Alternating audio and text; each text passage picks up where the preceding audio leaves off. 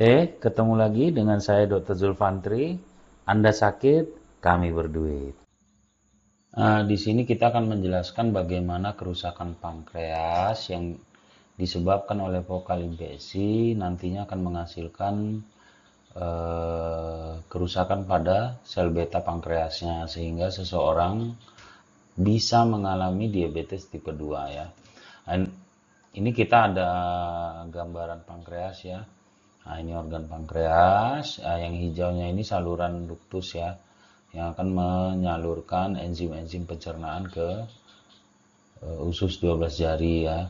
Nah, enzim-enzim pencernaan ini itu dihasilkan sama sel asinar ya, sedangkan sel beta yang di sini gambarannya ungu ya. Nah, itu nanti akan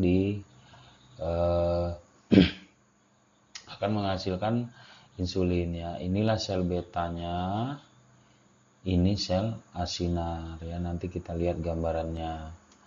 Nah, jadi seseorang yang fokal infeksi ketika rusak pembuluh darah di pankreasnya berlanjut hingga masuk ke parenkim pankreas, maka respon imunnya dapat merusak sel asinar ya. Itu karena bakteri atau potongan bakteri yang pada akhirnya membuat ductusnya ini jebol ya. Nah, nanti enzimnya yang harusnya keluarnya kemari malah kemari-kemari dia jadinya. Nah, itu berdasarkan teori fokal infeksi ya.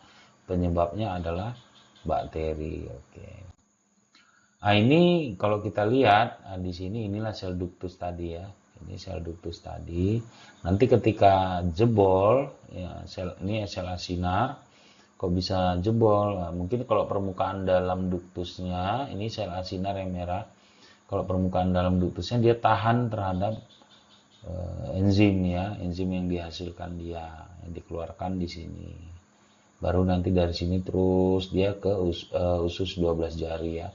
Nah, tapi pada area sini dia nggak kuat. Beda dengan sel ductus. Nanti sel ductusnya dia tahan dengan enzimnya. Nah, pasca nanti atau setelah terjadinya jebol ya ductusnya, enzimnya masuk ke jaringan pankreas, rusak ini sel asinarnya banyak mati, mungkin pun ada darah atau LDL yang ikut juga rusak ya. Sel asinar tentu kan ada protein juga sel asinarnya, itu nanti akan menghasilkan produk-produk yang dihancurkan oleh enzim tadi, dan rata-rata lemak yang menyebabkan lipotoksisitas. Nah, ketika lipotoksisitas hanya pada organ pankreas, maka sel ductusnya lama-kelamaan akan memakani produk-produk lemak yang dihasilkan karena kehancuran sel asinar maupun darah yang terpapar oleh enzim. Nah, nanti dimakani oleh sel ductusnya sehingga sel ductusnya menjadi sel lemak ya. Oke, itu. Nah, ini gambaran pankreas yang normal. Kalau ini dia pembuluh darah ya. Jadi sel pembuluh darah itu kapiler masuk ke dalam organ pankreas ya. Nah, ini yang ungu-ungu ini, inilah sel asinar ya.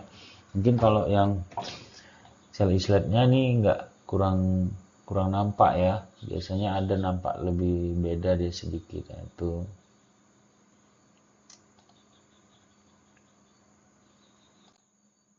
Ini dia. Jadi ini kondisi ketika ductusnya jebol ya. Jadi banyak mungkin bakteri atau potongan bakteri, habis itu ada respon imunoglobulin A, habis itu ada limfosit, ada makrofag, jebol umpamanya di sini kapiler, maka tembus dia merusak ke parenkim pankreas, rusak lagi sel asinarnya oleh bakteri, jebol ductusnya, keluarlah enzim pencernaannya ke parenkim, jadilah kayak gini.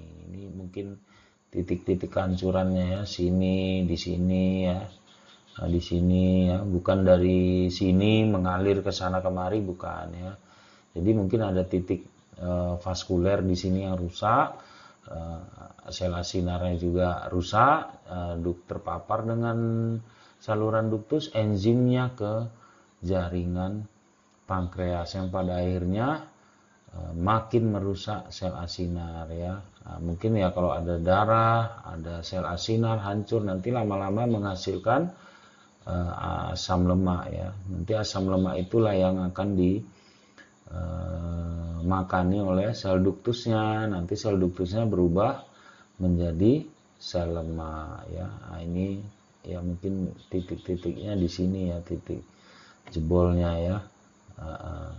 Ini agak luas dia. Oke, ini gambaran ketika sel duktus belum begitu berperan ya mengatasi ini. Jadi masih berupa enzim yang merusak parenkim pankreas, terutama sel asinar ya. Nah, di sini tentu ketika rusak oleh enzim, sel asinarnya rusak, maka otomatis produk-produk asam lemak baik dari darah ya, LDL juga dipecah jadi asam lemak, sel asinar juga rusak, mengandung lemak-lemak di selnya itu juga akan menjadi asam lemak. Itu yang menyebabkan lipotoksisitas yang pada akhirnya menjadi diabetes tipe 2 karena dengan asam lemak tinggi pada pankreasnya saja itu membuat sel beta pankreas akan mengeluarkan insulin terus-menerus. Nah, terus-menerus dia mengeluarkan, lama-lama produk yang dikeluarkan tidak berkualitas. Seperti pohon kelapa yang dipanen terus, lama-lama degan hasilnya ya. Seperti itulah diabetes tipe 2 akibat pengaruh dari asam lemak atau lipotoksisitas karena kerusakan pankreas. Kerusakannya gara-gara apa? Gara-gara bakteri fokal infeksi ya. Mungkin ini gambarannya, cuman sel duktusnya belum begitu berperan. Nah, ini dia, ini peranan sel duktus yang sudah memakani produk-produk sisa ya, terutama asam lemaknya yang pada akhirnya menjadi sel lemak ya. Jadi sel duktusnya berubah menjadi sel lemak. Makanya pada diabetes bisa muncul ini. Ya, pasti hasil radang pankreas itu lama-kelamaan akan terbentuk sel lemak dari sel duktus yang memakani asam lemak yang dibentuk oleh kerusakan sebelumnya ya. Nah, di sini nih nampak nih, ini belum ya, belum diambilin oleh sel lemak oleh sel duktusnya ya, belum diperbaiki ya. Tentu ini kondisi pasien meskipun seperti ini sudah kita kategorikan sudah lama ya, jadi udah rusak awalnya yang tadi, kemudian sel duktusnya aktif untuk mengambil produk asam lemak yang meracuni pankreas sehingga dia menjadi diabetes. Untuk itu jangan sampai seseorang yang mengalami fokal infeksi terus sudah ada ciri-ciri prediabetes yang diobati cuman atau hanya ngatur diet rendah gula ya, atau hanya seperti itu aja ya, rendah kalori. Jangan ya, kejar fokal infeksinya, atasi juga. Nah, maka kerusakan pankreas yang menyebabkan terganggunya insulin, sekresi insulin atau